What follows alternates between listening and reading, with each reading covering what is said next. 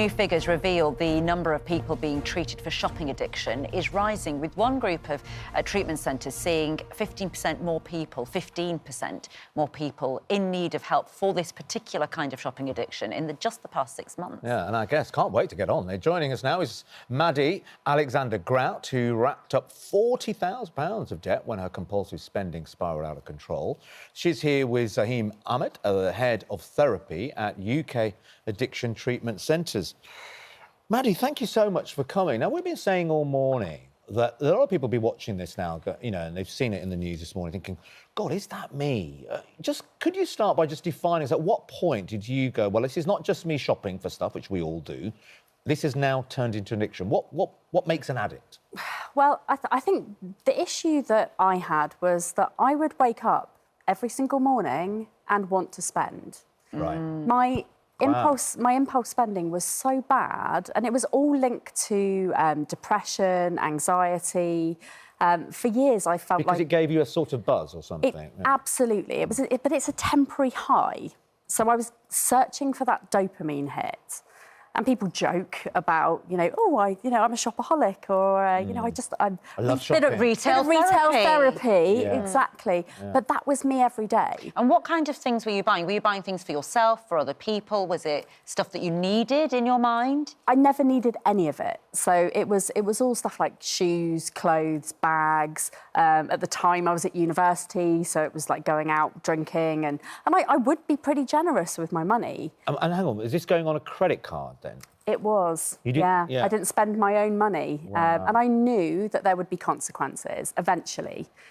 But I think the problem is I've got ADHD, right. And I didn't know about it at the time. And it was a future me problem. But hang on, when you know it's going to be a problem, just really interesting, what sort of appeases you? What makes you go, actually, no, it's going to be all right, I'll carry on doing it? What makes you keep going, even if you realise then that it's going to be a problem? It's a compulsion. Yeah. Compulsion. So it's actually compulsive buying addiction.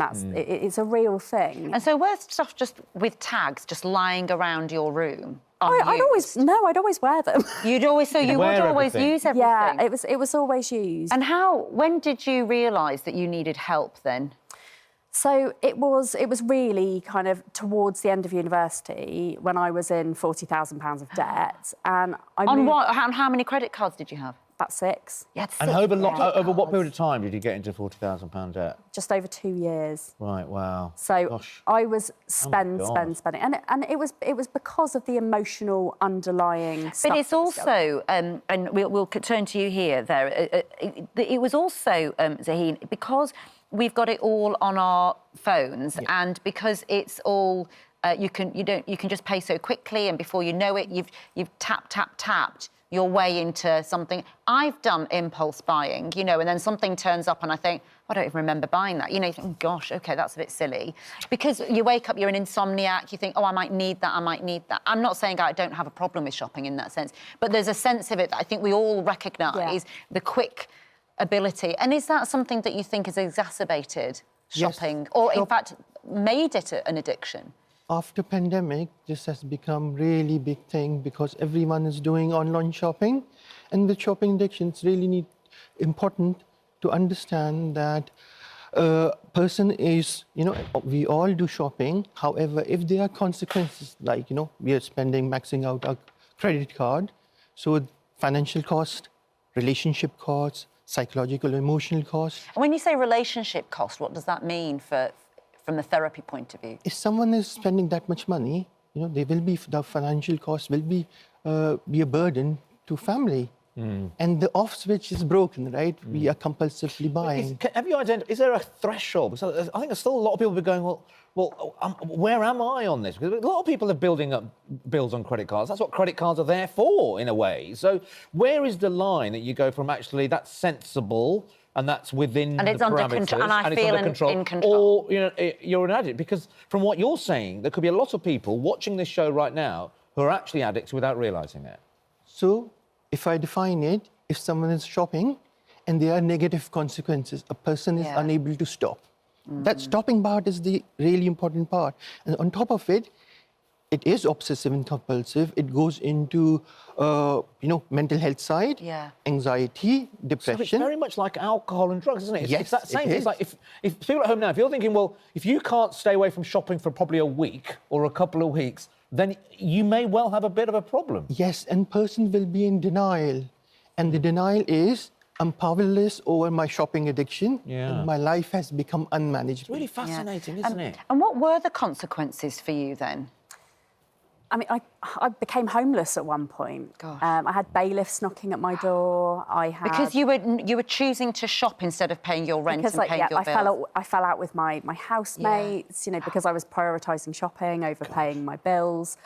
Did anyone notice, by the way? Could other people recognise the signs? Not really. So I actually went to therapy for quite a long time, and it was only when my house burnt down in 2011 and I lost literally everything that I own that I kind of realised that I was chasing material highs.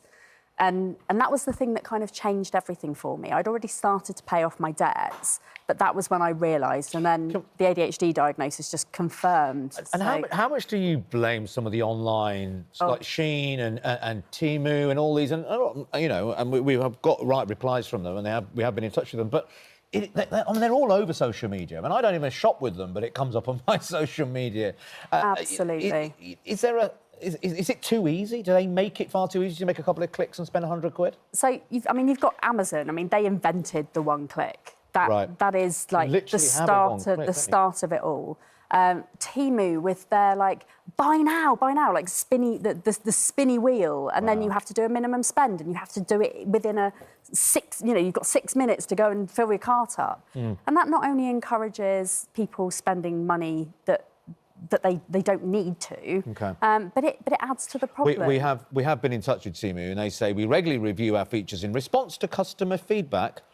And Shein have also been in touch. Yeah, they say shopping addiction is a complex issue across multiple industries, but claims that just any one player encourages such addiction are unfounded and display a fundamental misunderstanding of how consumers are engaging with digital retail today. How are you now? So weirdly and ironically, I am now a money specialist. So I help other people with their spending problems. And I've actually written a book called Mad About Money, which is to help people to do that. What would be your one bit of advice? Someone watching now who thinks, actually, I might be in this. Your one quick advice to them, what would you say? Identify the problem and basically check it back to your feelings. And if it's an emotional spend, it's probably something that needs to be looked at. But unlink cards, unlink from emails, unsubscribe, and monitor your usage. If you can get away with deleting apps, do it, because it really does help. All right. Yeah, great. Thank you to both of you. Yeah, really, really interesting there, actually.